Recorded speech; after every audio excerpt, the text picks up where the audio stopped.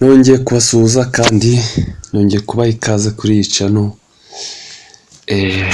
Uyu ni umwanya mwiza wo kongera kuganira namwe.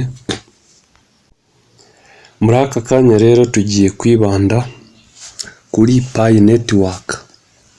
Tugiye kuganira kuri Pi Network igiye kuba igisubizo mu minsi mike isigaye cyane. Abenshi bagiye babinegirija, bamwe babyimye agaciro, ariko ubu ngubu nibwo bagiye kubona agaciro kayo. Gusa kanda subscribe niba utarayikanda kugira ngo hatazagira ikintu na kimwe kigucika. Turi hano kubagezaho ibintu byinshi bigiye bitandukanye. Byaba byiza rero ukoze subscribe kugira ngo buri kimwe kizakugeraho kandi kikugereho ku gihe. Abantu benshi bagiye batekereza ko Pi ari scam, ari ibintu bitereye aho nta gaciro bifite, ariko ndamya nashidikanya ko abenshi bashobora kwicuza. Bashobora kwicuza rwose bakibaza impamvu banze kubikora ngo ni scam. Itariki rero bayitangaje, ni itariki hafi cyane nk'uko twabibonye.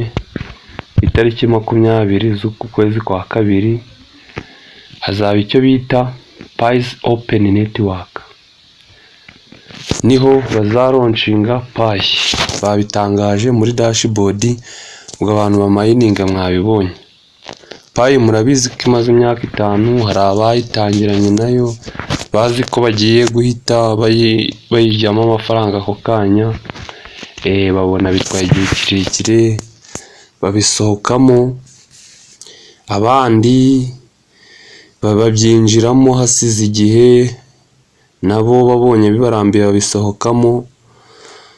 None hari abari kubyinjiramo iki gihe kubera ko bazi ko bikaze. Gusa hari abantu batangiranye nabyo sahizi bakaba bakibikora.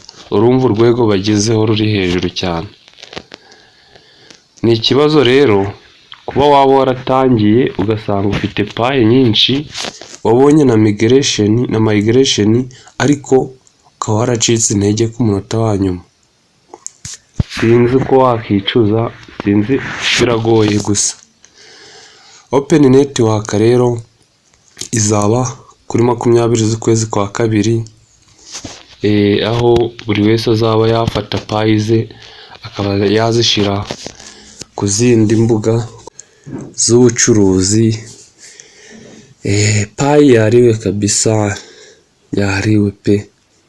Abantu bamayininga babikoze neza, abantu batacitse intege, abo ngabo rwose mwizere ko ayanyu mwayariye. Gusa tugenda tubonamo ibibazo bitandukanye muri akawunti z'abantu. Hari abatinze kubona migration, hari abo KYC zanze, hari n'abandi bafite ibindi bibazo bitandukanye, nk'abahize muri tentative. Mbese ni byinshi, hari abagiye bafite imbogamizi zitandukanye.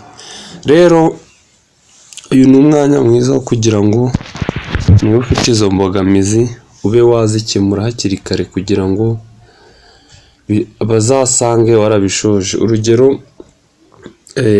nk'abantu bashobora kuba bafite ibyo bibazo, ndetse n'ubu ngubu bari gutanga liveness, bari kongera gusubirishamo liveness. Byaba byiza kugira ngo mwihutire kubikora. Gusa hari akandi kantu k'ingenzi ukwiye kwihutira gukora cyane, ko ni ingenzi, ukwiye kwihutira guhita ugakora. Urajya muri Pi Network yawe, ugende muri profile. Ndakeka ubu ntawe utazi kwinjira muri profile ye. sinzi niba uhari, gusa iyo ukimara gufungura Pi Network urabizi ko tukanda kuri turiya turongo dutatu turi ku ruhande rw'ibumoso hejuru, ubundi ugahita umanuka hasi ahantu handitse profile. Ubwo urahita ujya ahantu handitse ngo update password. Muri make ni uku updatinga password kugira ngo, kubera ko abantu benshi baba barinjiriye mu matelefone atari ayabo, ugasanga ntabwo yakoze logout. Rero icyo iyo password kuya-updatinga bigamije ni ukugira ngo nibura niba hari indi telefone waba warakoreyemo nyine ubwo bivemo. Mbese muri make numara ku-updatinga password ugakora logout kugira ngo wongere winjire, baragusaba ko winjira noneho nyirizina ukoresheje iyo phone number yawe n'iyo password. Ubwo mbese muri make nta wundi muntu wemerewe kwinjira muri account yawe mu gihe adafite iyo password nshya wahinduye. Rero birumvikana ako kantu ni ukwihutira kugakora cyane kuko ni ingenzi, kuko bari kugira ngo barebe niba koko ari nawe ugikoresha iyo account.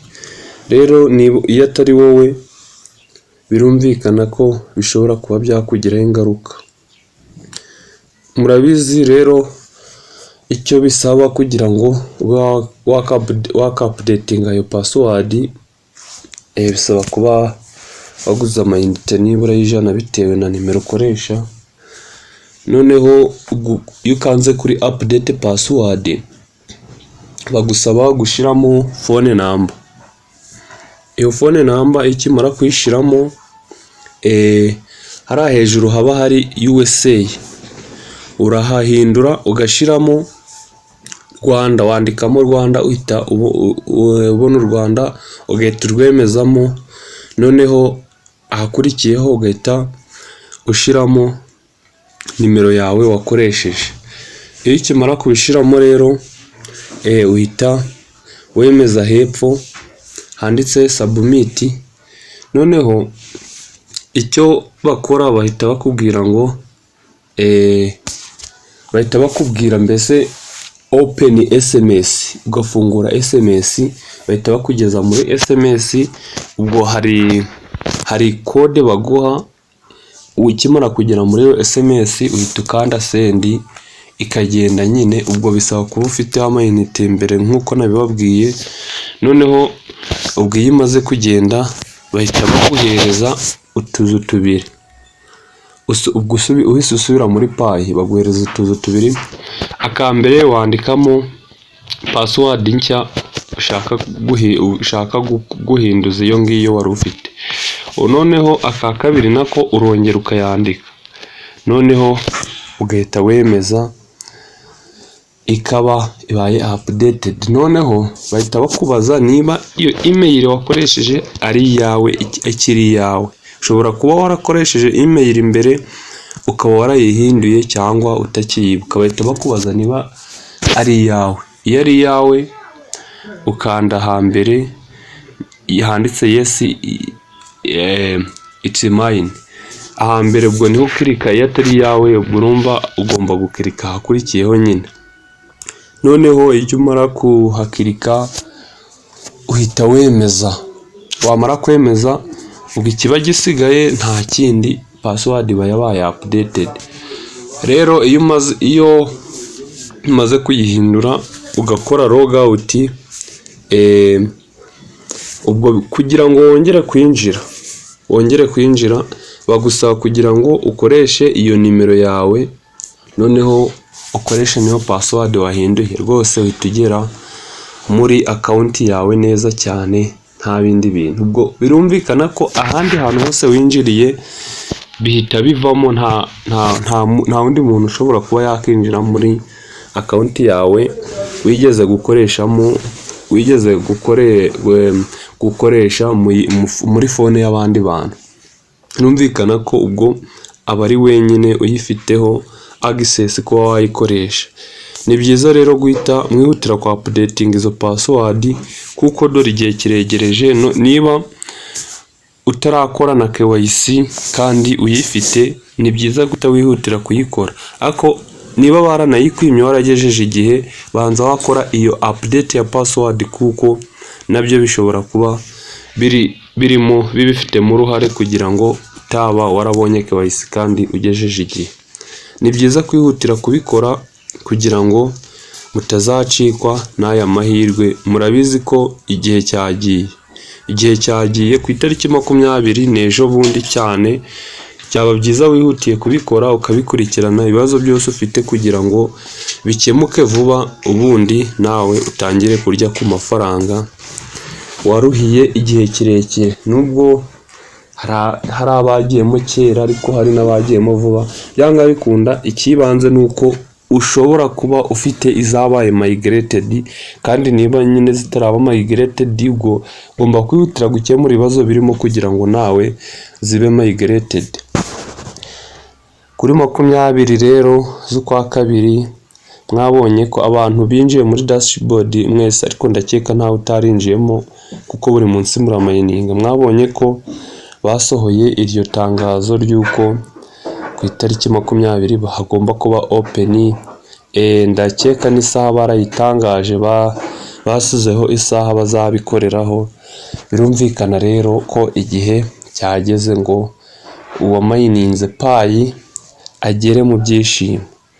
Kandi rero byaba byiza muteguye n'icyo muzakoresha ayo mafaranga, kuko ntabwo ari ukuyarya gusa, mwagakwiye gutegura n'icyo muzayakoramo.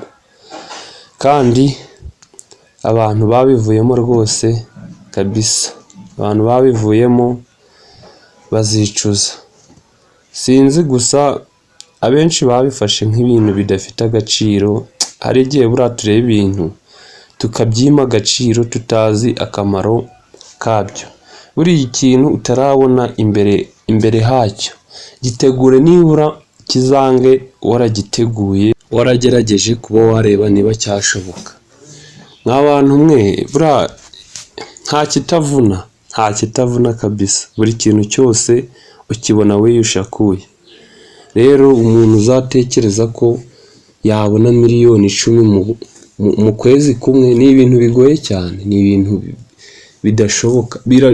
Birashoboka ariko byava kure cyane, ni ibintu nyine bigoye cyane. Umuntu aba agomba kubona icyo yavunikiye, kuko muri iyi si nta kintu kitavuna. Kuko niba ugitekereza ko uzabona ibyo utakoreshye, aho ngaho rwose nkubwiza ukuri uba uri kwibesha. Ugomba kuvunika. Rega kuba muri iyi si ntacyo wageraho utavunitse. Niba wumva ko utazavunika ngo wiyuhakuya, nta kintu uzigera ubona namba. Ugomba kuvunika. Abakoze rero bagomba kugayininga. Nibura niyo byanze waragerageje, uravuga uti nubwo byanze ariko hari icyo nakoze, imbaraga zo nari narazishoyemo ariko byaranze. Rero Pi Network mwabonye ko igiye kuba uburyohe kuri benshi, ku bantu bagerageje kuba babikora. Amahirwe yabo arabasekeye.